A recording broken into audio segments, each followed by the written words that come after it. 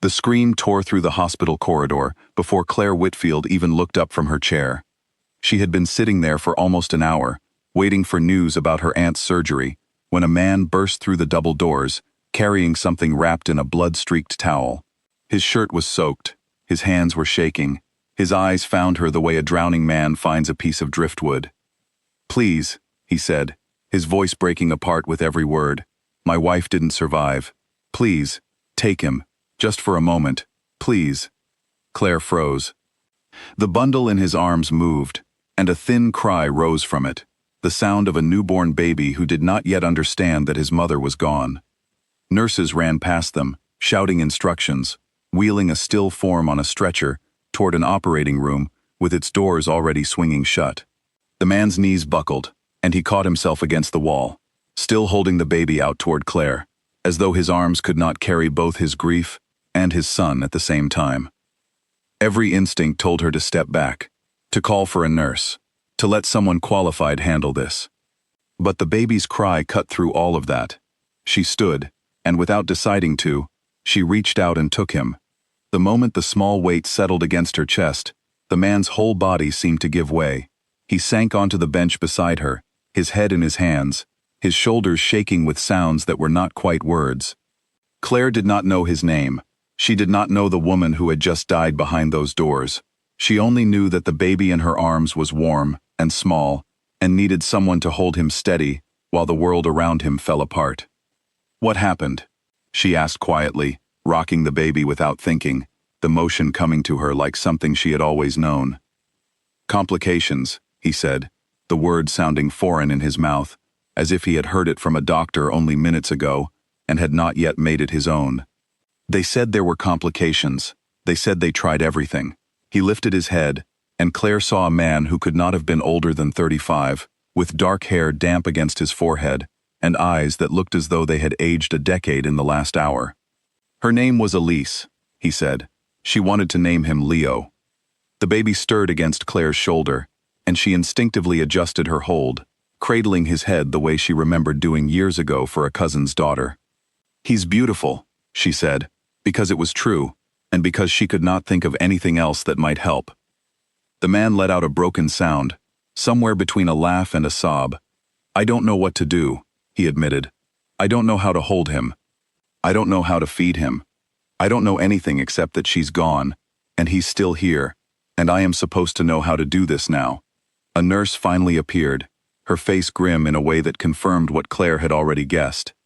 She spoke to the man in a low voice, offering words of sympathy that seemed to bounce off him without landing. He nodded numbly, then turned back to Claire, as though she were the only steady thing left in the room. "I'm sorry," Claire said. "I'm so sorry." He did not answer right away.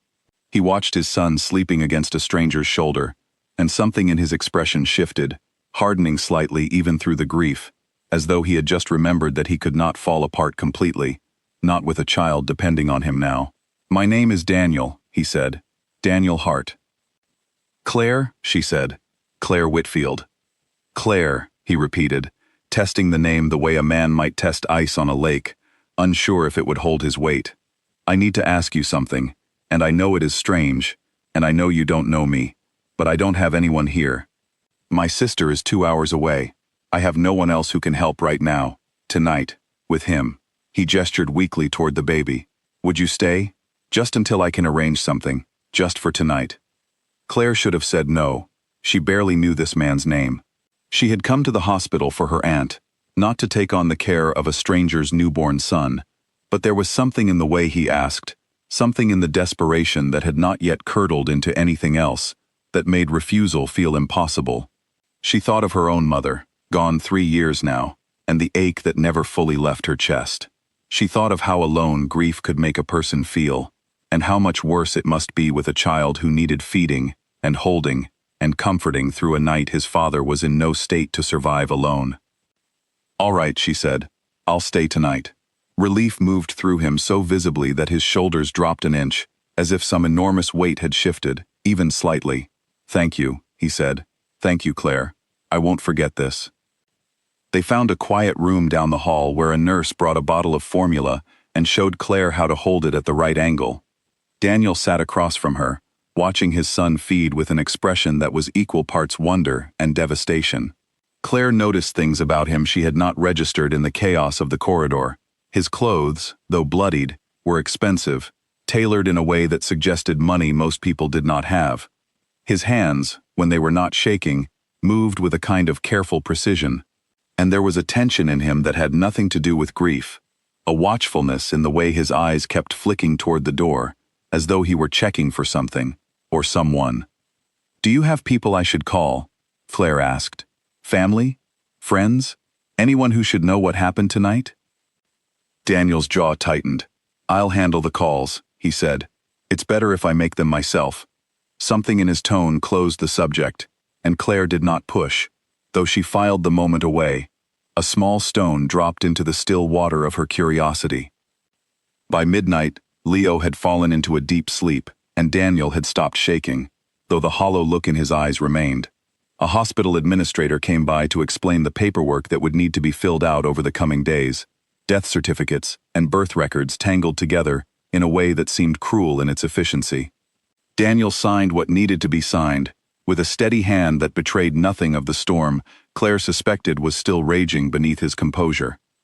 "You didn't have to do any of this," he said to her, once the administrator had gone, once the room had quieted again. "You could have called security.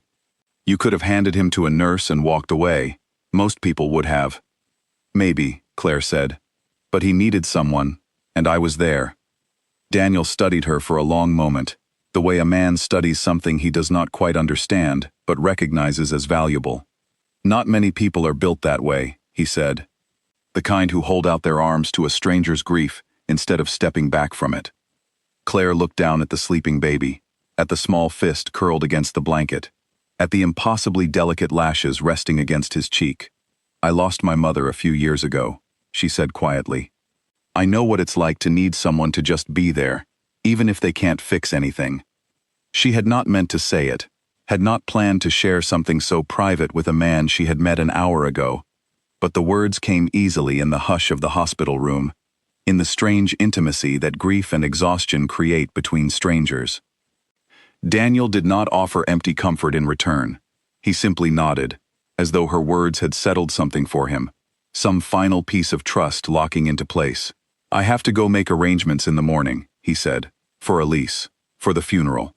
There will be people asking questions, people who will want to know who's caring for Leo while I handle everything."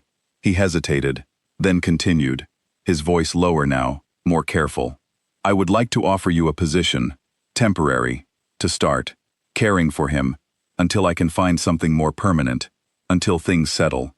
I would pay you well, better than well." Claire opened her mouth to refuse, the sensible part of her mind already assembling reasons why this was impossible, why taking a job from a grieving stranger she had met hours earlier in a hospital corridor was not something a reasonable person did. But then Leo stirred in her arms, making a small sound in his sleep, and something in her chest tightened with a protectiveness she had not expected to feel so quickly. "I have a place to be tomorrow," she said carefully. "A job I'm between right now, actually, so that part isn't a problem. But I don't know anything about your life, Mr. Hart. I don't know what kind of household I'd be walking into." "Daniel," he corrected gently, "and you're right to be cautious. I run a business. It's demanding, and it comes with certain complications I won't pretend don't exist. But my home would be safe for you. I would make certain of that personally." There was a weight behind the word safe that Claire could not quite place, a promise that seemed to carry more history than the situation should have allowed. She looked at him for a long moment, this man who had aged a decade in a single night, who held himself together through sheer force of will for the sake of a son he had known for only a few hours.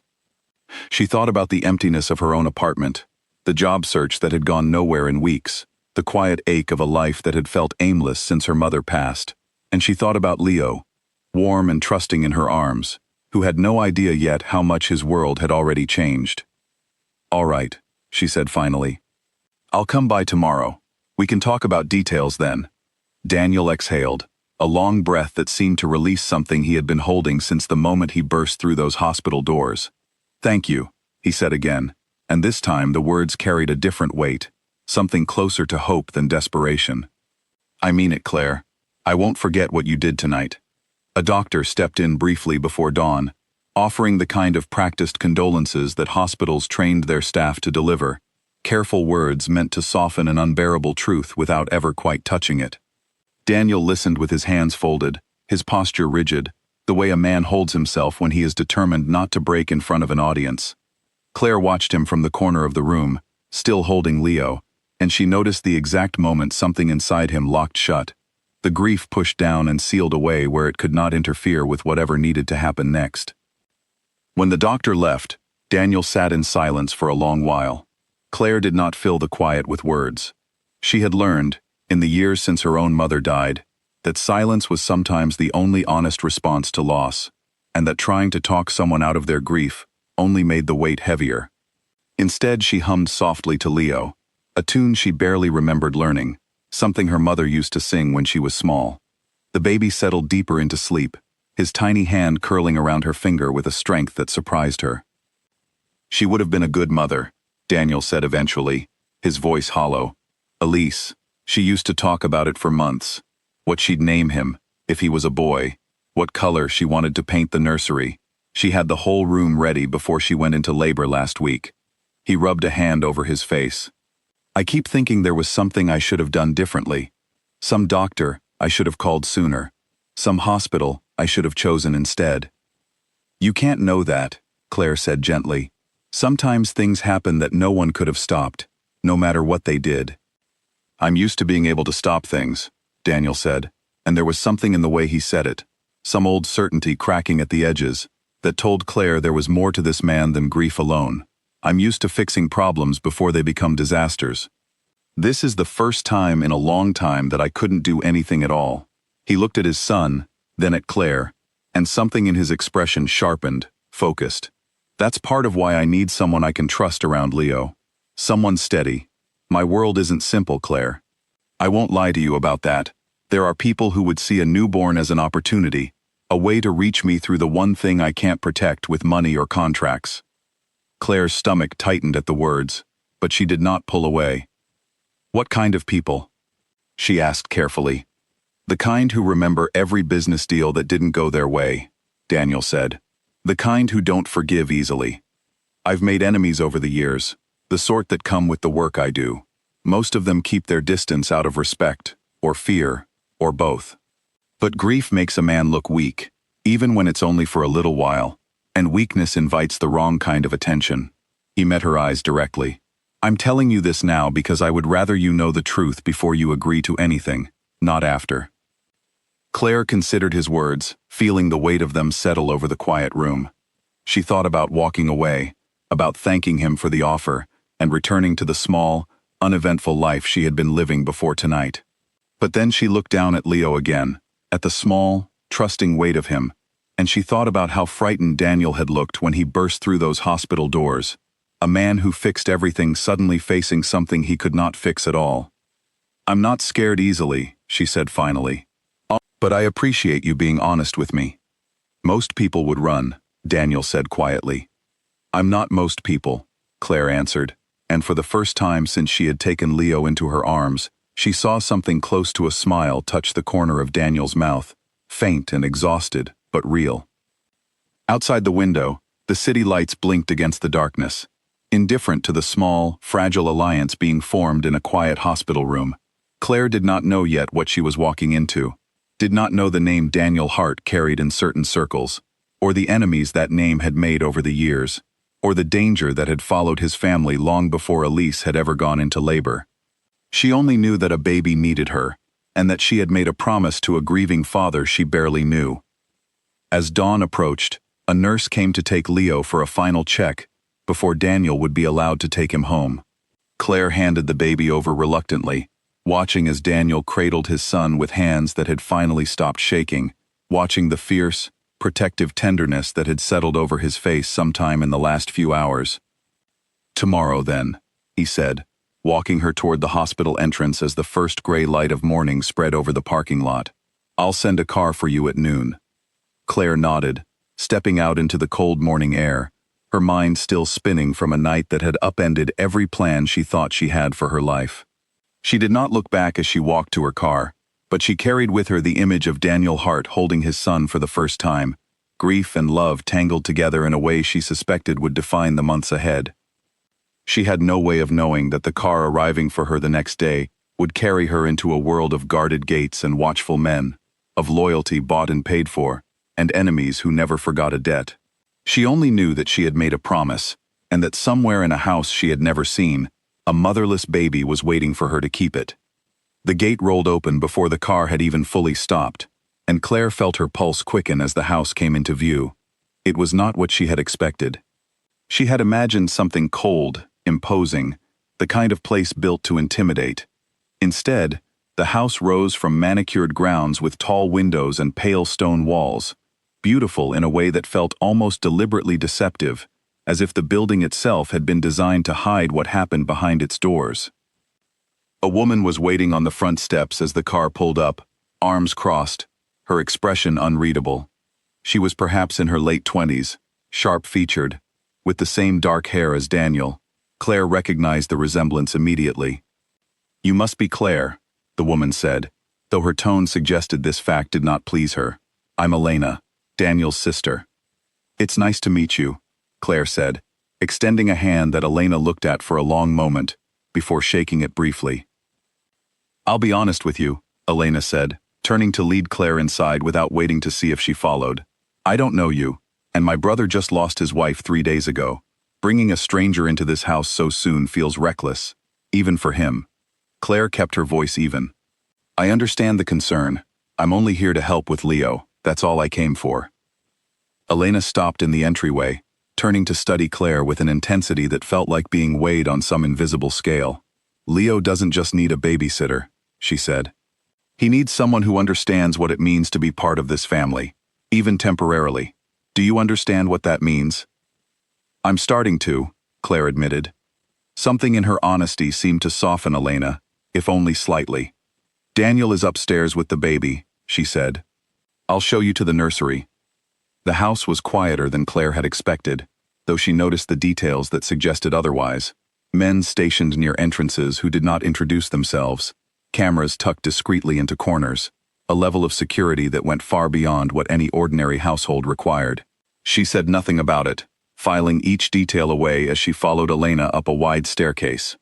Daniel was in the nursery, sitting in a rocking chair with Leo against his shoulder, dark circles beneath his eyes suggesting he had not slept since the hospital.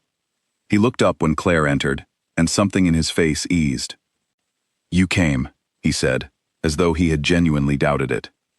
"I said I would," Claire replied, crossing the room to stand beside him. Leo stirred, making a small sound, and Claire reached out instinctively before catching herself, unsure if the gesture was welcome. "Go ahead," Daniel said, offering the baby toward her. "He seems to like you." Claire took Leo carefully, and the baby settled almost immediately, his small face relaxing into sleep against her shoulder. Elena watched the exchange from the doorway, her arms still crossed, though something in her posture had shifted, some of the earlier hostility softening into cautious observation. "I need to go over the arrangements with you," Daniel said, standing and stretching muscles that looked stiff from hours in the chair. "There's a room prepared for you here, if you're comfortable staying on the property. It would make things easier, especially in the early weeks." "That's a big commitment," Claire said carefully. "I only agreed to help, not to move in." "I understand if that's too much to ask," Daniel said. "But I would feel better knowing you're close, especially at night when he needs feeding." He paused, then added, "There's also the matter of security. It would be simpler to keep you protected within these walls than to arrange transportation and safety measures every day you'd need to travel back and forth." The word protected settled uneasily in Claire's chest, but she thought of Leo's small weight against her shoulder, of the promise she had made in that hospital room, and she found herself nodding. "All right," she said. "I'll stay, at least for now." Over the following days, Claire settled into a rhythm that felt both foreign and strangely natural. She learned the house's layout, the quiet corners where she could rock Leo to sleep, the kitchen staff, who greeted her warmly once they understood she meant no harm to the family. She learned Leo's cries, the different pitches that meant hunger, discomfort, or simple loneliness. She learned, too, the careful choreography of the household, the way certain rooms were always guarded, the way conversations stopped abruptly when she entered spaces she was not meant to overhear. Elena remained distant at first, watching Claire with the wary eyes of someone who had seen too many people try to take advantage of her brother's grief. But the distance began to thin as the days passed, worn down by small moments. Claire staying up through the night when Leo would not settle, Claire learning the precise temperature he liked his bottle warmed to, Claire humming the same soft tune every evening until the baby's cries quieted into sleep. "You're good with him," Elena said one afternoon, finding Claire in the nursery, folding tiny clothes fresh from the wash. "I didn't expect that." "I had a lot of practice with my cousin's kids," Claire said. "It comes back quickly." Elena leaned against the doorframe, watching Leo sleep in his crib. "My brother hasn't slept a full night since Elise died," she said quietly. "He won't say it, but I can see it wearing on him. Since you've been here, he's slept a little more. I think it's because he trusts you're watching over Leo." Claire folded another small shirt, unsure how to respond to the quiet gratitude in Elena's voice. "I care about Leo," she said finally. "That part isn't complicated, even if everything else here is." "Nothing about this family is simple," Elena admitted. "You've probably noticed that by now." Claire had noticed. She had noticed the man named Victor Lang, who seemed to shadow Daniel's every movement outside the house, his eyes scanning rooms before Daniel entered them, his hand never far from his jacket. She had noticed the hushed phone calls Daniel took in his study, his voice dropping into a register she had not heard him use with Leo or with her. She had noticed the way certain visitors arrived late at night and left before dawn, men in dark suits who nodded respectfully to Daniel, but never smiled. "Can I ask you something?" Claire said, setting down the small shirt she had been folding. "What exactly does Daniel do? He told me he runs a business, but I don't think that's the whole truth." Elena's expression closed slightly, the wariness returning. "That's a conversation you should have with him," she said. "It's not mine to explain." Claire did not push, though the question lingered in her mind through the rest of the day. That evening, after Leo had finally settled into sleep, she found Daniel in his study, staring at papers spread across his desk, without seeming to actually read them. He looked up when she knocked softly on the open door. "Come in," he said, gesturing to the chair across from him. "I imagine you have questions." "A few," Claire admitted, sitting down. "Elena said I should ask you directly." Daniel leaned back, rubbing his eyes with the heel of his hand. "My family has been in this business for 3 generations," he said. "We provide certain services, arrange certain agreements, protect certain interests. Not all of it is legal, though I've spent the last several years trying to move what we do into channels that are." He watched her reaction carefully as he spoke, as though gauging how much truth she could absorb before deciding to leave. "I know how that sounds. I know the assumptions people make about families like mine. And the men outside," Claire said. "The security. Is that normal? Or is something happening right now that I should know about?" "It's always somewhat necessary," Daniel admitted. "But you're right to sense it's heightened. Elise's death has left certain people wondering if I'm distracted, if I'm vulnerable. In this world, vulnerability invites testing. I don't expect anything serious to happen, but I would rather you understand the reality of where you are than be caught unprepared." Claire absorbed this in silence, weighing the fear that rose in her chest against the memory of Leo's small hand curling around her finger, against the quiet trust that had grown between herself and this grieving, guarded man over the past several days. "Thank you for telling me," she said finally. "I would rather know than not." "Most people, once they understand, choose to leave," Daniel said, watching her carefully. "I'm not most people," Claire reminded him, echoing words she had spoken in the hospital days earlier, and this time, Daniel's exhausted face broke into something that was almost a real smile. Over the following week, Claire found herself drawn deeper into the rhythms of the household, despite the undercurrent of danger she now understood ran beneath its polished surface.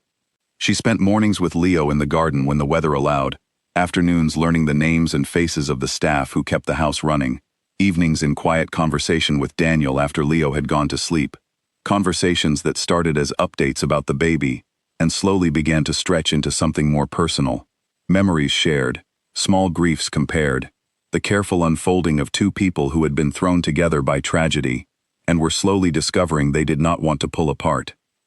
Elena's wariness continued to soften, replaced by something closer to genuine warmth. She began joining Claire and Daniel some evenings, the three of them sitting together while Leo slept nearby, the fragile beginnings of something that almost resembled a family forming in the quiet hours after the household settled for the night. But even as the days grew gentler, Claire noticed the tension that never fully left Daniel's shoulders, the way his eyes tracked toward windows and doors even during their quietest moments together, the way Victor Lang's reports grew longer and more frequent as the days passed. Something was shifting beyond the walls of the house, something Daniel was working hard to keep from touching the fragile peace they had built inside it. One afternoon, while Leo napped upstairs, Claire wandered into the garden and found Victor Lang standing near the far wall, watching the tree line beyond the property with the stillness of a man who never fully relaxed. He glanced at her as she approached, his expression giving nothing away. "You don't have to guard the garden too," Claire said, trying for lightness. "I think a rose bush can defend itself." Victor did not smile, though something in his eyes suggested he had noted the attempt. "Every entrance matters," he said. "Trees along that fence line give a clear view into the second-floor windows. I check it every day at this hour." "That sounds exhausting," Claire said. "It's necessary," Victor replied. "Daniel's father built this business on the assumption that comfort gets people killed. I've worked for this family 15 years. I don't intend to be the reason that changes." Claire studied him for a moment, this quiet, watchful man who rarely spoke more than a few sentences at a time. "Were you close with Elise?" she asked. Something flickered across Victor's face, brief but unmistakable. "She used to bring coffee out to the men on the gate during winter," he said. "Small thing. But nobody in this family had done that before. We all noticed." He looked toward the house, toward the nursery window visible from where they stood. "Losing her hit this house harder than most people outside these walls will ever understand. Daniel doesn't show it, not to strangers, not even to Elena most days, but I've known him a long time. He isn't the same man he was 2 weeks ago." "He seems to be trying," Claire said quietly. "Trying is different from healing," Victor said. "But he trusts you. That matters more than you might realize in a house like this." He turned back toward the fence line, resuming his watch, and Claire understood the conversation had ended, though something had shifted in it. Some small measure of respect extended across the distance between them. That evening, after Leo had been fed and settled, Claire sat with Daniel on the back terrace, the garden lights casting soft gold across the stone. He seemed lighter than usual, the tension in his shoulders eased slightly by the quiet of the hour. "Victor told me about Elise bringing coffee to the gate guards," Claire said. "It sounds like she was well loved here." Daniel's expression softened, memory moving behind his eyes. "She had a way of making people feel seen," he said, "even people whose job was mostly to stand quietly and watch for trouble. She used to say that kindness cost nothing and built more loyalty than money ever could." He looked down at his hands. "I think about that a lot now, how right she was, and how much I have left to learn from it." "You're doing better than you think," Claire said. "Leo is thriving. This house, despite everything, doesn't feel like a place without warmth." "That's because of you," Daniel said, meeting her eyes directly. "I mean that. Before you arrived, I didn't know how I was going to survive the nights, let alone raise him. You've given this house something it needed badly." Claire felt warmth rise in her chest at his words, tangled together with a caution she could not fully set aside. "I only did what anyone would have done," she said. "No," Daniel said firmly, "not anyone. Most people would have handed him to a nurse and walked out those hospital doors without a second thought. You held out your arms instead. I don't think you understand yet what that means to me, or what it will come to mean to him as he grows." He paused, then added, quieter, "I hope you'll consider staying beyond these first weeks. Not just for Leo's sake." The words hung between them, warm and uncertain, and Claire did not have an answer ready, though something in her chest told her she already knew what she wanted to say, even if the timing, and the danger circling somewhere beyond the garden walls, made it too soon to say it aloud. Later that night, Claire lay awake in the guest room that had slowly begun to feel like her own, listening to the quiet sounds of the house settling around her. Through the baby monitor on her nightstand, she could hear Leo's soft breathing, steady and even, and the sound eased something in her chest that had been tight since the conversation on the terrace. She thought about her mother, about the years of caring for a woman who grew smaller and more fragile with each passing month, about the strange, aching gift of being needed by someone who could not survive without her.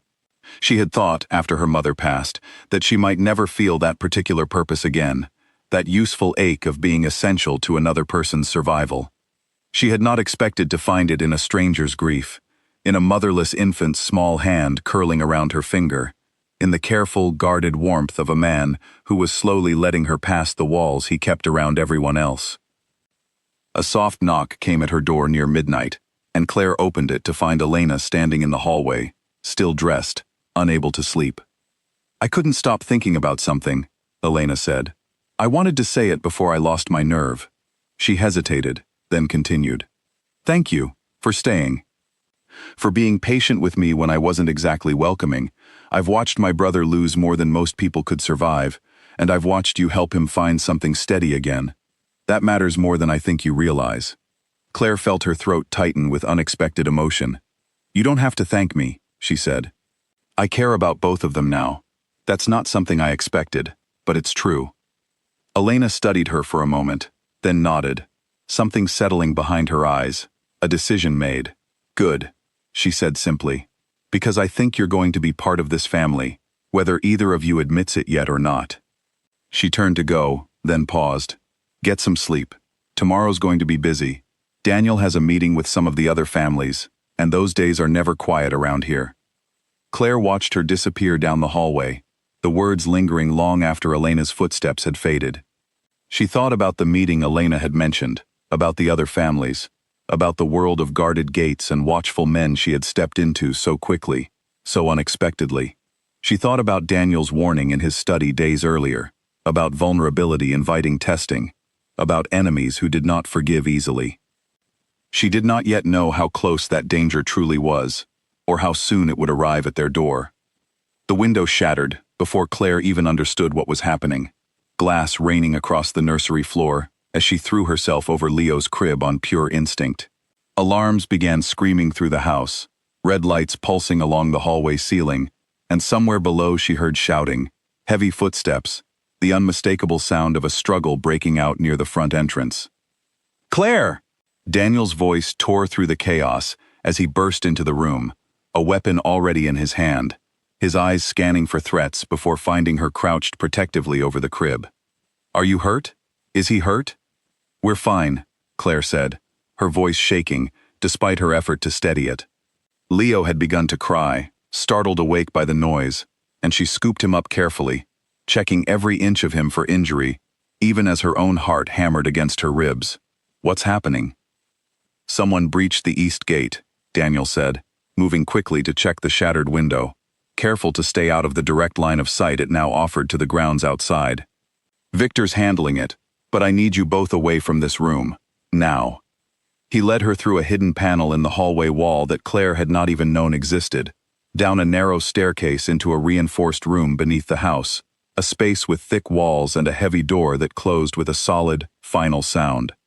Inside, dim emergency lighting revealed a small space stocked with supplies, clearly built for exactly this purpose.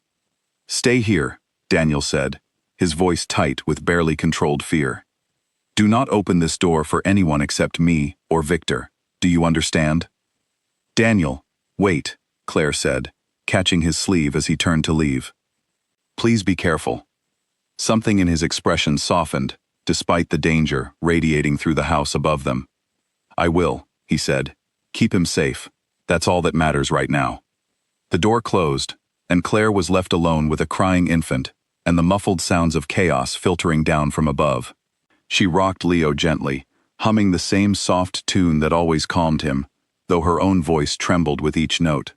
Minutes stretched into what felt like hours, the sounds above growing distant, then sharp, then fading again into an uncertain quiet that felt more frightening than the noise had been. When the door finally opened, it was Daniel, his shirt torn at the shoulder, a shallow cut along his jaw, but alive, and the relief that flooded through Claire was so intense she nearly stumbled toward him. "It's over," he said, "for now." Two men got through the east gate before Victor's team caught them. They're being dealt with. Who were they? Claire asked, still holding Leo close. Men working for Patrick Doyle, Daniel said, his jaw tight with barely restrained anger. A rival family that's wanted territory my father controlled for 20 years. They've been testing our defenses since Elise died, probing for weakness. Tonight, they got bolder.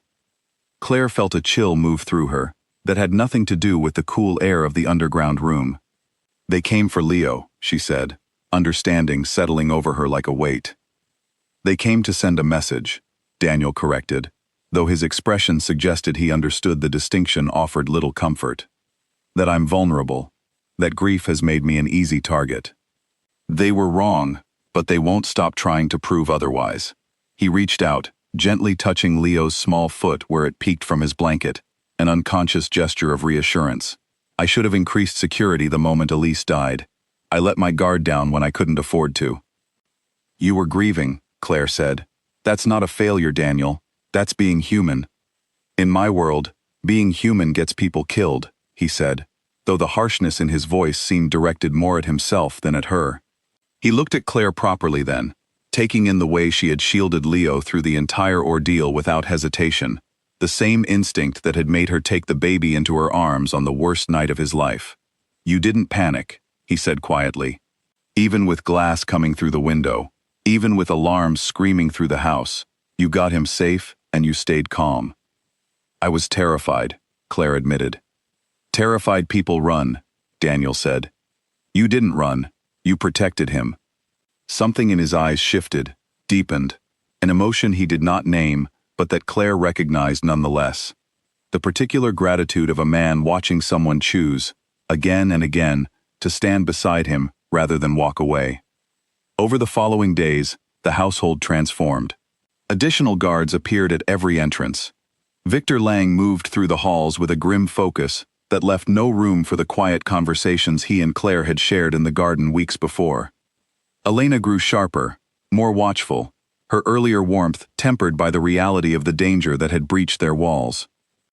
Claire found herself drawn into meetings she would once have been excluded from, Daniel explaining security protocols directly to her now, teaching her which rooms offered safe retreat, which staff members could be trusted absolutely, which signs might indicate trouble before it fully arrived.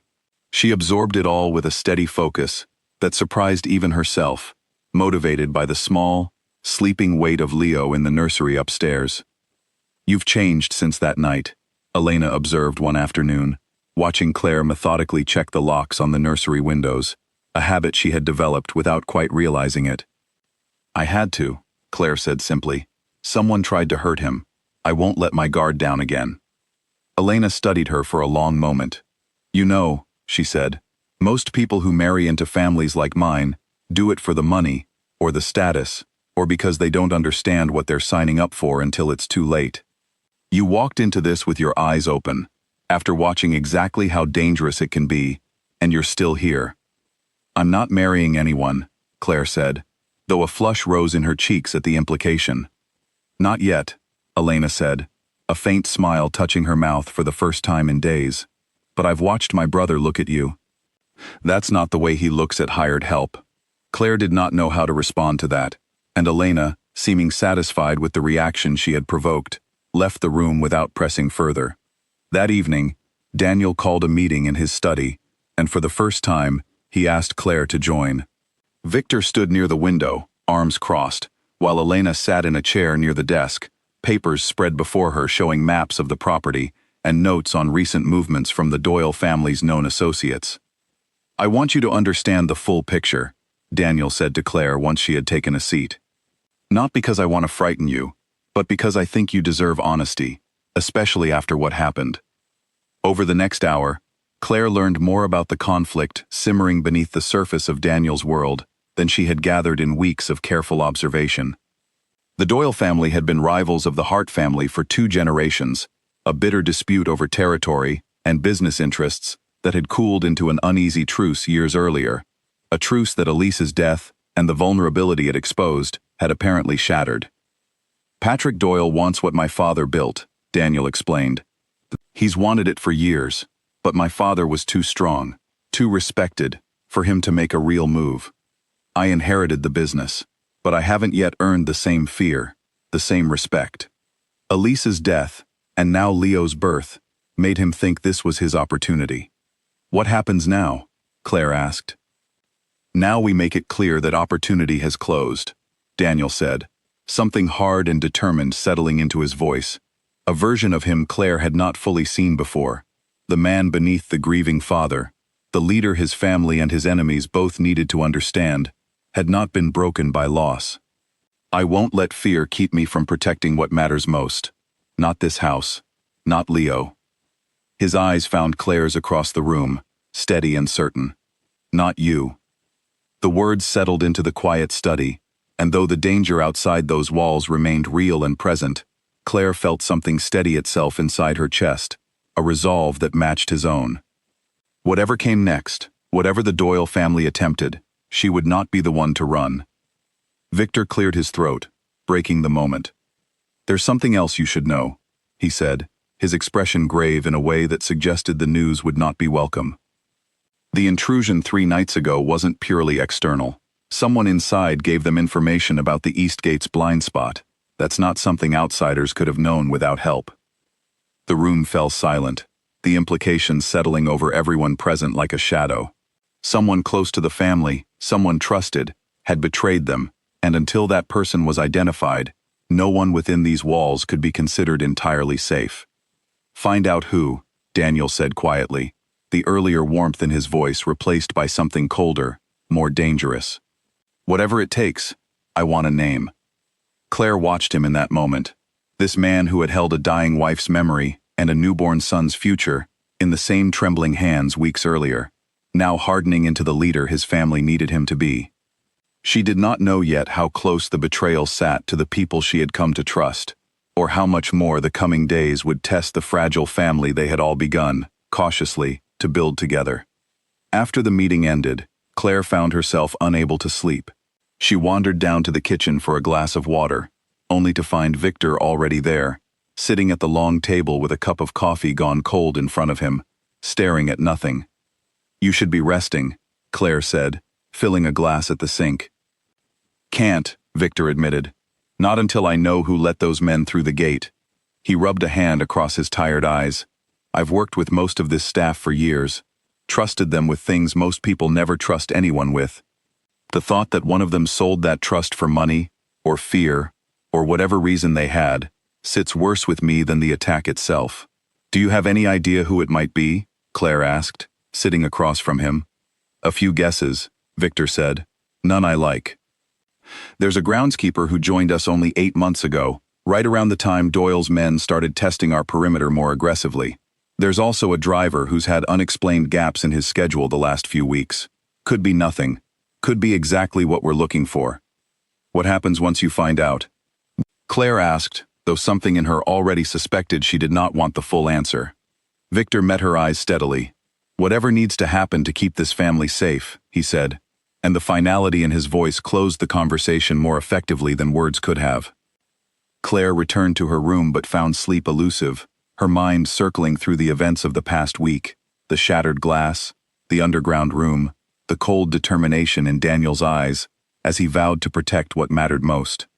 She thought about Elena's words in the hallway, about the way Daniel looked at her, and she wondered, not for the first time, how deeply she had already become entangled in a world she had stumbled into by pure chance on the worst night of a stranger's life. The next morning brought a visitor Claire had not expected. A woman arrived at the gate claiming to be an old friend of Elise's, requesting to see Leo and pay her respects properly, having been out of the country when the funeral took place. Victor questioned her thoroughly before allowing her through, his instincts sharpened by recent events, but eventually she was escorted into the sitting room, where Claire waited with Leo. The woman, who introduced herself as Margaret, spoke warmly of Elise, sharing stories of their friendship that brought unexpected tears to Claire's eyes, small glimpses of the woman whose absence still shaped every room in this house.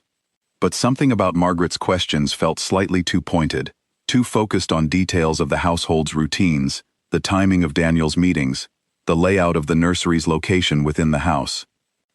Claire kept her answers vague, an instinct she had developed without fully realizing it, and when Margaret finally left, she found Victor waiting near the entrance, his expression grim. "She's not who she claims to be," he said. "I had someone check while she was inside. There's no record of an Elise Hart having a close friend named Margaret in any of the circles we've traced. She was gathering information." Claire's blood ran cold at how close she had come to sharing more than she realized, at how skillfully the woman had woven her questions into casual, grief-softened conversation. "I didn't tell her anything specific," she said, "but she asked a lot about the nursery, about when Daniel usually leaves for meetings." "You did well," Victor said, "better than most would have, but this confirms what we suspected. Doyle isn't finished testing us. He's just changed his methods." He paused, studying Claire with something that looked almost like respect. "You have good instincts, better than I expected from someone who walked into this world by accident." "I don't feel like I have good instincts," Claire admitted. "I feel like I'm barely keeping up." "That's how it feels for everyone, in the beginning," Victor said. "The difference is whether you keep showing up anyway." He nodded toward the nursery. "Go check on him. I'll update Daniel about Margaret." That evening, when Claire told Daniel about the encounter, his expression darkened with a fury she had not yet seen from him, controlled but unmistakable. "They sent someone into my home," he said, pacing the length of his study. "Someone who sat across from you, who held Leo, who asked you questions meant to map out our vulnerabilities while pretending to grieve a woman she never knew." He stopped, turning to face Claire directly. "I am done letting them test these walls. It's time they understood exactly what happens when they threaten what's mine." Claire stepped closer, placing a hand on his arm, feeling the tension coiled beneath his skin. "I trust you to handle this," she said. "But please, don't let anger make the decisions instead of you." Daniel's shoulders eased slightly at her touch, the fury banking into something steadier, more controlled. "You have a way of grounding me," he said quietly. "I don't know how you do it, but every time I feel myself losing control, you say something, or you simply stand there, and it reminds me what I'm actually fighting to protect." "Leo," Claire said softly. "Not only Leo," Daniel said, meeting her eyes with an honesty that made her breath catch. "This house, Elena, Victor, the people who depend on me to lead with more than just fear. And you, Claire. Whatever this is between us, whatever it's becoming, I don't want to lose it to a war I didn't start." The admission hung between them, fragile and unspoken until now, and Claire felt something in her chest unfold in response, a warmth she had been holding carefully in check since the first night in that hospital corridor. She did not have words ready for the moment, but she did not need them. She simply stayed beside him, her hand still resting on his arm, a silent promise that she was not going anywhere, no matter what danger still waited beyond the walls of their fragile, guarded home. Upstairs, Leo slept peacefully in his crib, unaware of the storm gathering around the family that had already begun to reshape itself around his small, unknowing presence. Outside the gates, in a part of the city Claire had never seen and hoped never to see, Patrick Doyle studied reports of the failed intrusion and the woman who had gathered information under a false name, already planning his next move, certain that grief and love combined made the Hart family more vulnerable than ever before. He was wrong about many things, but he was not wrong that the coming days would test every wall the family had built, every loyalty they believed unshakable, and every ounce of courage Claire had discovered in herself since the night she first held out her arms to a stranger's grief. Claire found the folder by accident, tucked beneath a stack of medical records Daniel had asked her to organize while he attended an emergency meeting with two of his most trusted associates. She had not meant to pry. She had simply been sorting papers into the labeled boxes he kept in his study when a name on a hospital intake form caught her eye, a date that did not match what she had been told about the night Elise died. The form listed complications during delivery, standard enough on its surface, but attached to it was a separate note, handwritten, from a doctor whose name Claire did not recognize, questioning the dosage of medication administered before the delivery began. Beneath that note was a second document, a toxicology report that had never been mentioned to her, showing levels of a sedative in Elise's system far higher than would have been prescribed for a normal delivery. Claire sat frozen at the desk, the papers trembling slightly in her hands. She thought of Daniel's words in the hospital corridor weeks earlier, his voice breaking as he described complications. The same word the doctor had used on the report before her. She thought of his insistence, more recently, that he did not know why Elise's delivery had gone so wrong. But someone had known enough to question a dosage, to order a toxicology screen, to attach these documents together and hide them beneath medical paperwork, where they would not easily be found. Elena found her there 20 minutes later, still staring at the papers, unable to move. "Claire?"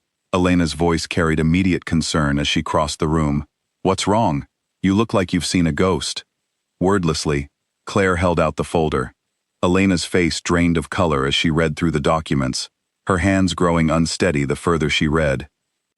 "This can't be right," Elena whispered. "Daniel never mentioned any of this. He told me the same thing he told you, that there were complications no one could have predicted." "Did he know?" Claire asked quietly. "Elena, did he know something was wrong before she died?" "I don't know," Elena admitted, sinking into the chair across from Claire, still holding the papers as though they might rearrange themselves into something less terrible, if she stared long enough. "But if this is real, if someone gave her a dosage that high without proper reason, that's not a complication. That's something else entirely." The two women sat in heavy silence, the weight of what they had discovered pressing down on the quiet study. Finally, Claire spoke the question neither of them wanted to voice aloud. "Do you think someone did this on purpose?" Elena's eyes met hers, fear and fury mingling in her expression. "I think we need to find out before we say anything to Daniel," she said. "If this is what it looks like, if someone inside this house was responsible for Elise's death, he needs proof before he acts. He's already convinced someone betrayed our security. If he learns someone might have taken Elise from him too, I don't know what he'll do." Claire understood the danger in that warning immediately. Daniel's grief had already hardened into something sharper since the attack on the house, a controlled fury that simmered beneath his careful composure. Learning that Elise's death might not have been an accident, that someone within his own trusted circle might bear responsibility, could push him past any restraint he had left. "We need to talk to Victor," Claire said. "He'll know how to investigate this quietly, without alerting whoever might be responsible." They found Victor in the security office, reviewing footage from the property's cameras with the same grim focus he had carried since the night of the attack. He listened without interruption as Claire and Elena explained what they had found, his expression growing increasingly troubled with each detail. "I need to see those documents," he said finally, and Elena handed them over. He studied the toxicology report for a long moment, his jaw tightening.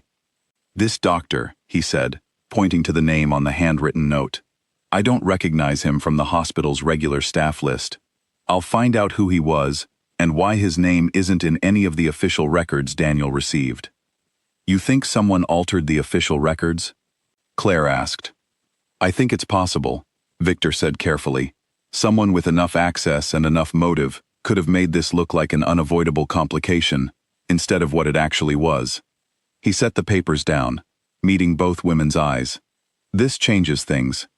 If Elise's death wasn't an accident, then whoever gave those orders is likely the same person who let Doyle's men through the east gate, someone working from inside, coordinating with our enemies."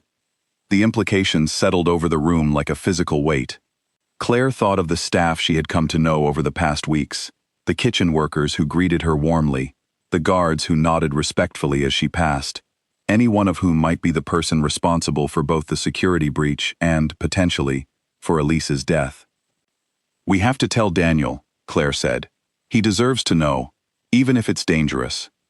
"He does," Victor agreed, "but we tell him carefully, with as much proof as we can gather first. If we go to him with suspicion alone, he'll want blood immediately, and if we're wrong about who's responsible, that could tear this family apart, in ways even Doyle couldn't manage."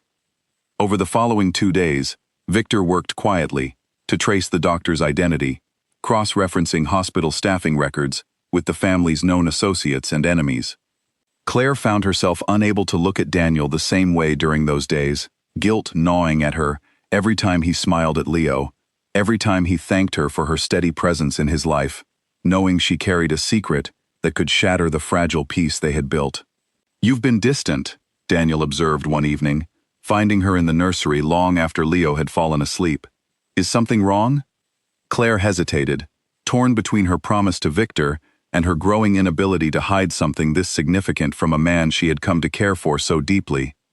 Daniel, she said carefully, I need to show you something, but I need you to promise me you'll stay calm until we know the full truth. His expression sharpened immediately, the careful warmth replaced by wary attention. What is it? She led him to the study, where Elena and Victor were already waiting. The documents spread across the desk. Claire watched Daniel's face as he read through the toxicology report, watched the color drain from his face, watched his hands begin to shake in a way she had not seen since the night in the hospital corridor. Who did this? He asked, his voice dangerously quiet. We don't know yet, Victor said. I've been tracing the doctor's identity. I have a name, but I need another day to confirm it before we act. Give me the name, Daniel said, his voice cracking with barely restrained fury. Daniel, Victor said carefully, if we move too quickly, if we tip off whoever is responsible, they could disappear, or worse, they could hurt someone else before we're prepared to stop them. I need you to trust the process. Daniel's hands clenched into fists on the desk, his entire body vibrating with a rage Claire had never witnessed from him before. For a moment, she feared he might refuse, might charge forward with whatever information he could gather regardless of the risk. But then his eyes found Leo's small form on the baby monitor screen, sleeping peacefully upstairs, and something in him steadied, the fury banking into cold, focused resolve. One more day, he said, then I want the name, and I want whoever did this brought to me directly. That night, Claire found Daniel standing alone in the nursery, watching Leo sleep with an expression of such raw grief that she nearly turned away, unwilling to intrude on something so private. But he sensed her presence and did not ask her to leave. She never got to hold him properly, he said quietly, not looking away from the crib. They took him from her too quickly, once things started going wrong. I keep thinking about that, about how her last moments with him were full of fear instead of joy. His voice broke on the final word, and Claire crossed the room without hesitation, wrapping her arms around him as the composure he had held for weeks finally cracked. I'm so sorry, she whispered against his shoulder. I'm so sorry this happened to her, to you, to Leo. Daniel held on to her tightly, his breath ragged, months of controlled grief finally finding an outlet in the quiet safety of her arms. They stood like that for a long while, the only sounds in the room Leo's soft breathing, and the distant hum of the house settling around them. Thank you, Daniel said eventually, pulling back just enough to look at her properly, his eyes red-rimmed but steadier than before. For staying, for caring enough to bring me this, even knowing how much pain it would cause. You deserve to know the truth, Claire said, even when the truth is unbearable. Something shifted in his expression as he studied her face, the exhaustion and grief giving way, briefly, to something warmer, more certain. I don't know what I would have done these past weeks without you, he said. I don't know who I would be right now, facing all of this, if you hadn't held out your arms that night. Claire felt her heart tighten at his words, at the closeness between them that had grown from tragedy into something she no longer had a name for, something that felt dangerously close to love, despite everything still threatening the fragile world they had built together. Whatever happens next, she said quietly, I'm not going anywhere. Daniel's hand found hers, holding it firmly, a silent promise passing between them in the quiet nursery. But even as the moment settled into something tender, Claire could not fully release the dread coiled in her stomach, the knowledge that somewhere within these very walls, someone who had smiled at her, who had shared meals with her, who had perhaps even held Leo in their arms, carried the responsibility for Elisa's death and the danger still circling their family. Sleep did not come easily that night, and Claire found herself wandering the quiet halls near midnight, unable to settle. She passed the kitchen, where a young staff member named Sophie was still cleaning up from the evening meal, humming softly to herself, unaware of the storm gathering above her. Can't sleep either? Sophie asked, glancing up with a tired smile. Not tonight, Claire admitted, leaning against the counter. She had grown fond of Sophie over the past weeks, the young woman's easy warmth a welcome contrast to the tension that had settled over the rest of the household. Have you worked here long? About 2 years, Sophie said. Started right after I finished school. Elise actually hired me herself. She was kind, you know. Not everyone in this line of work treats the staff the way she did. Sophie's expression dimmed with old grief. I still can't believe she's gone. Sometimes I forget, and I catch myself expecting to see her in the kitchen doorway, asking if we have enough of that lemon tea she liked. Claire felt a fresh wave of sorrow at the memory, another small piece of the woman whose absence had reshaped this entire household. She sounds like she was wonderful, she said quietly. She was, Sophie agreed. I hope, whatever happens, that Leo grows up knowing how loved he was, before he even understood what love meant. She glanced at Claire with something gentle in her expression. I think he's lucky to have you now too. The whole house has seemed steadier since you arrived, even with everything that's happened. The kindness in Sophie's words settled uneasily against the secret Claire carried, the knowledge that someone in this house, perhaps someone Sophie worked alongside every day, might bear responsibility for the loss they were both mourning. She thanked Sophie and continued her restless walk through the quiet halls, unable to shake the feeling that danger and grief had become so tightly woven into the fabric of this family that she could no longer tell where one ended and the other began. Near dawn, she finally returned to her room, catching only a few hours of uneasy sleep before Leo's cries through the monitor pulled her back into the demands of the morning. She fed him, changed him, carried him through the quiet routines that had become so familiar over the past weeks, all while her mind circled endlessly around the question of what tomorrow's revelation might bring, and how deeply it might wound the fragile family she had come to love. By mid-afternoon, Victor requested an urgent meeting in the study. Claire arrived to find Daniel already there, standing rigid near the window, and Elena seated with her hands folded tightly in her lap, both of them clearly bracing for what Victor was about to share. I found him, Victor said without preamble. The doctor who administered that dosage. His name is Gerald Finch, and he left the country 3 days after Elise's death, which alone would be suspicious, but there's more. He set a folder on the desk, his expression grim. Records show a wire transfer into his account 2 days before the delivery, from an account we've since traced back through several shell companies to Patrick Doyle. The room fell utterly silent. Daniel's face had gone pale, his hands braced against the windowsill, as though he needed the support to remain standing. Doyle paid a doctor to kill her, he said, his voice hollow with disbelief and rage tangled together. He didn't just wait for an opportunity to strike, he created one. It appears that way, Victor confirmed. But Finch alone couldn't have arranged access to the delivery room, couldn't have substituted the medication without someone inside the hospital or inside this household, providing information about which physician would be assigned, what security measures we had in place that night. Someone helped him.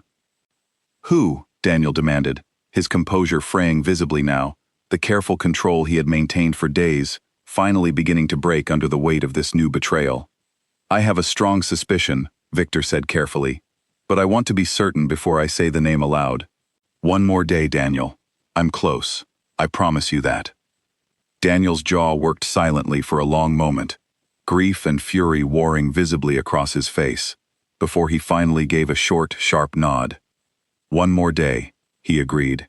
But after that, I want answers, and I want them to be final.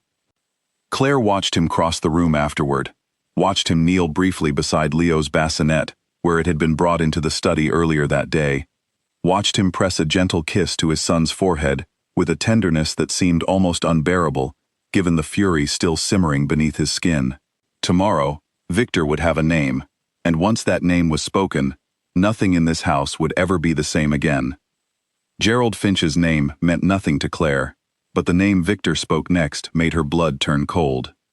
Nathan Cole, he said, standing in the study doorway, with an expression carved from stone.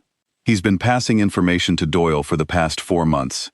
Financial records, access schedules, the layout of this house's security blind spots. He's the one who told them about the East Gate, and 3 weeks before Elise's delivery, he asked pointed questions about which hospital she would use, and which doctor was scheduled to be on call that night. The name landed like a physical blow. Nathan had been part of Daniel's inner circle for years, a man who had eaten dinner at this table, who had held Leo just days after his birth, offering congratulations that Claire now understood had been nothing but calculated performance. Where is he? Daniel asked, his voice terrifyingly calm, the kind of stillness that came before violence. In the East Wing, unaware we know, Victor said. I made sure his schedule kept him occupied while I confirmed everything. He believes he's still trusted. Daniel stood slowly, and Claire saw something settle over him, a cold, focused resolve that erased every trace of the grieving father she had comforted in the nursery the night before. Bring him to me, he said. Now. Daniel, Claire said, stepping forward despite the danger radiating from him. Please, think about what you're about to do. Leo needs his father, not a man who let rage destroy everything he has left. Daniel turned to her, and for a moment, the fury in his eyes softened, just slightly, enough for her to see the man beneath the anger, still reachable, still capable of restraint. I have to face him, Claire, he said. I have to know why. I have to understand how someone I trusted could do this to Elise, to Leo, to all of us.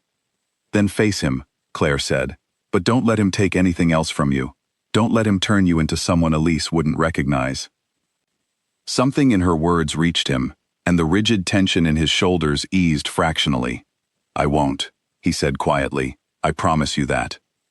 Nathan Cole was brought to the study 20 minutes later, his usual confident demeanor cracking the moment he saw the expressions waiting for him. He tried denial first, then indignation, but Victor laid out the evidence methodically, the financial records, the wire transfers, the timeline of information that could only have come from someone with intimate knowledge of the household's operations. Why? Daniel finally asked, his voice raw. After everything my family has given you, after years of trust, why would you do this? Nathan's composure finally shattered. Doyle paid me more in 6 months than you paid me in 6 years, he said bitterly. You think loyalty pays the bills? You think respect keeps a roof over my family's head? I did what I had to do to secure my future. You murdered my wife, Daniel said, each word deliberate, controlled fury, replacing the raw grief that had colored his voice moments before. You destroyed the mother of my son for money. I didn't know they would go that far, Nathan said, though the desperation in his voice suggested even he did not believe his own defense. I only gave them information. What they did with it wasn't my decision. It doesn't matter, Daniel said. You opened the door. Everything that walked through it belongs to you as much as it does to Doyle. Claire watched from the corner of the room, her heart pounding, as Daniel stood in judgment over the man who had shattered his family from the inside. She saw the moment he could have chosen violence, saw the restraint it cost him to instead turn to Victor and say, Take him. Let the authorities we trust handle what comes next. He doesn't deserve the mercy of a quick end, and I won't let him make me into someone Elise would be ashamed of. Nathan was led away, still protesting, his fate now resting with channels far more permanent and far less merciful than anything Daniel might have done in the heat of the moment. When the study finally emptied, Daniel sank into his chair, the fury draining out of him and leaving something closer to exhaustion in its place. You made the right choice, Claire said softly, moving to kneel beside him. It didn't feel like a choice, Daniel admitted. It felt like the only thing keeping me from becoming someone I don't want Leo to grow up fearing. That's exactly why it was the right choice, Claire said, taking his hand in hers. But the danger was not yet finished. Word reached them within hours that Patrick Doyle, learning his informant had been exposed, was moving against the family directly, no longer content to wait in the shadows for weakness to show itself. Victor's men reported unusual activity near the property's perimeter as evening fell, vehicles gathering at a distance, the kind of movement that preceded something far more serious than a probing test of defenses.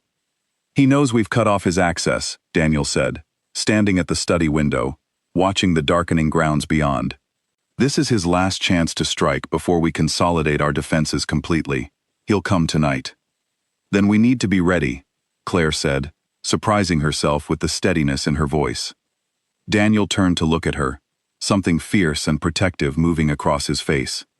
I need you and Leo in the safe room the moment anything happens, he said. No hesitation this time. No waiting to see what's happening. I understand, Claire said. But Daniel, promise me you'll be careful. Promise me you'll come back to us. I promise, he said, pulling her into an embrace that felt like both comfort and farewell, neither of them certain what the coming hours would bring.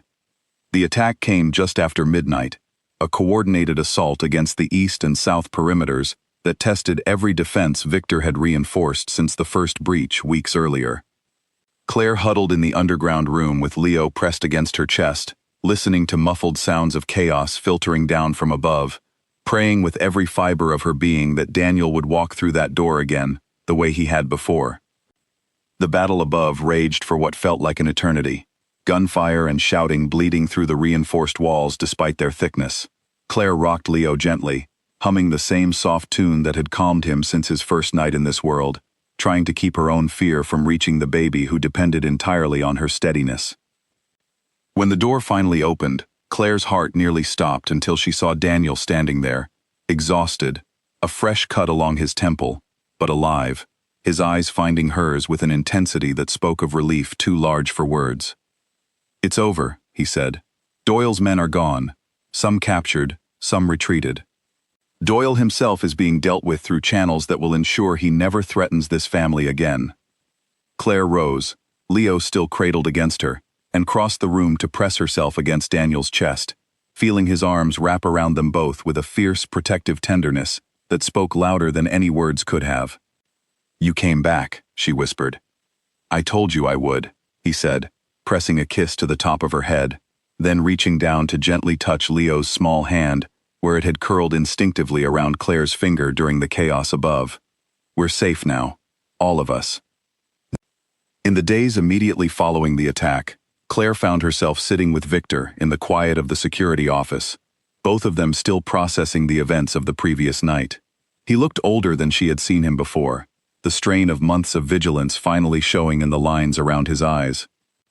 "You did well," he said, without looking up from the reports he was reviewing. "Through all of it, the first breach, the informant, last night. Most people who weren't born into this world would have run the moment things turned dangerous." "I thought about it," Claire admitted. "More than once, if I'm honest." "But you didn't," Victor said, finally meeting her eyes. "That matters. Daniel needed someone who could stand beside him without flinching, and Leo needed someone who wouldn't abandon him, no matter how frightening things became. You gave both of them that."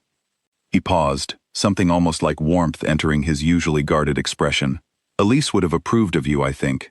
She had the same steadiness."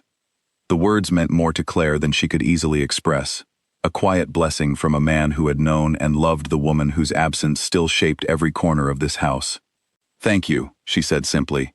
"That means a great deal to me."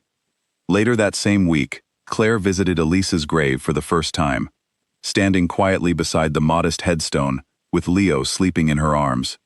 She had not planned the visit, had simply found herself drawn there during a quiet afternoon while Daniel attended to the final arrangements, securing the family's future against any lingering threat from Doyle's scattered organization.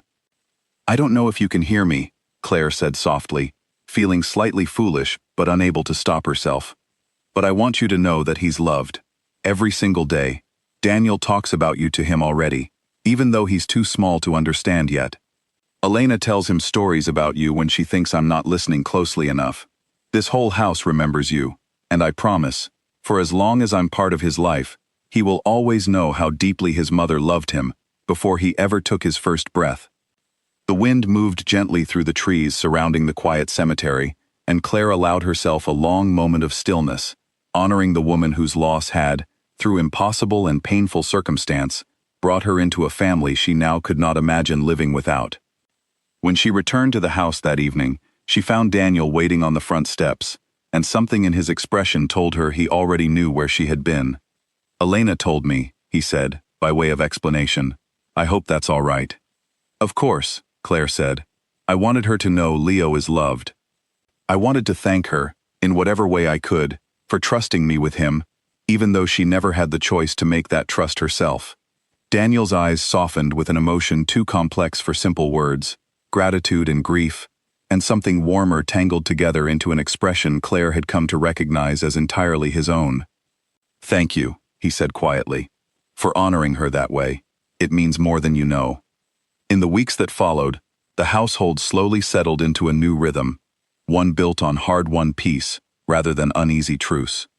Doyle's threat had been neutralized permanently, his organization scattered and weakened beyond any capacity to threaten the Hart family again.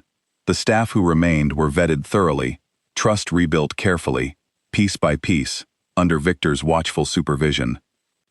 Elena, who had fought alongside the household's defenders during the final assault, with a fierceness that surprised even her brother, found herself taking on a more prominent role within the family's operations, her sharp instincts proving invaluable in the aftermath of Nathan's betrayal. Claire remained, no longer as hired help, but as something the entire household had come to recognize as essential, irreplaceable, family in every sense that mattered, despite the absence of any formal title.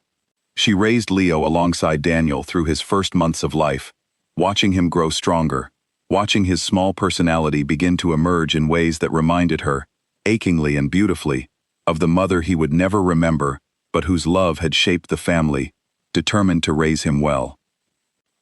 One evening, months after the danger had finally passed, Daniel found Claire in the garden, Leo asleep in her arms as the sun set gold and warm across the grounds that had once been a battlefield and were now simply home. "I've been thinking," he said, settling beside her on the bench, "about that night in the hospital. About how different everything would be if you had walked away, if you had let a nurse take him, if you had simply gone home to your own life, instead of holding out your arms to a stranger's grief. I think about that too sometimes," Claire admitted, "but I don't regret it, not for a single moment." "Neither do I," Daniel said, reaching over to gently brush a strand of hair from her face. "I know it's soon, in some ways, and I know grief doesn't move on a schedule anyone can predict. But I also know that what's grown between us isn't something either of us planned, and isn't something I want to keep pretending is only about Leo." Claire's heart swelled with an emotion she had been carefully guarding for months, ever since that first quiet conversation in the hospital room. "It was never only about Leo," she admitted softly. "Not for a long time now." Daniel's smile, when it came, held none of the exhaustion or grief that had defined so much of their time together. It was simply warm, simply certain, the smile of a man who had survived the worst his world could offer, and found, unexpectedly, something worth building a future around. "Stay," he said. "Not as an arrangement, not as help I hired in desperation. Stay, because this is where you belong, with him, with me, with all of us." Claire looked down at Leo, sleeping peacefully in her arms, then back up at Daniel, at the quiet hope written across his face, and she felt the answer settle into her chest with a certainty she had never expected to find in a stranger's hospital corridor months earlier. "I'm not going anywhere," she said. "I told you that from the very beginning."